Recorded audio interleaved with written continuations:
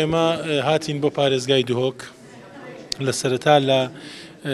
قەزای ئاکرێ دەستمان پێکرد پرۆژەیەکی چەند هۆڵێکی نەشتەرگەریمان لە نەخۆشخانەی فریاکەوتنی ژنان و مناڵبوونی ئاکرێ کردەوە.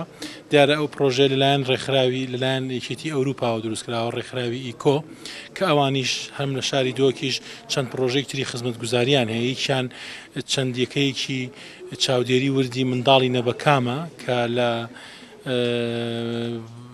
خستەخانەی ژنان و مناڵبوون کراوەتەوە و هەروەها پرۆژەی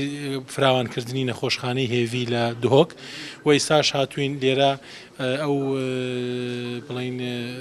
فراوانکردن و گەورەکردنی سنتەری گورچی لەشتن و زیهێنانی زیاتر لە 50 جیهازی تر کە ئەمە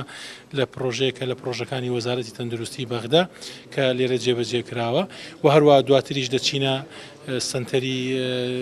شێرپەنجەی منداڵان و سەرسیمیا کە لەلایەن سنووقی شێرپەنجەی وەزارەتی تەندروستی حکوومەتی هەرێمی کوردستان پیرۆزبای ئەم پرۆژانە لە هاوڵاتیانی شاری دۆک و هاوڵاتیانی هەرێمی کوردستان دەکەم بۆ هیوایی کە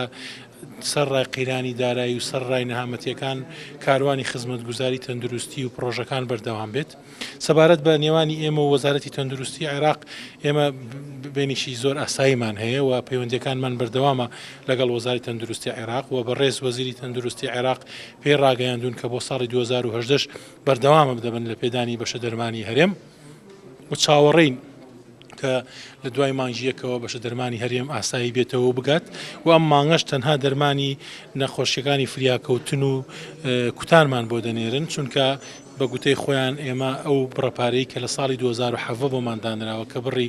نزیکەی 108 ملیارد دینار بووە تەواو بووە و چاوەڕێین لە مانگی یەکدا دەستکەن بە ناردنی بەشە دەرمانی ساڵی 2018.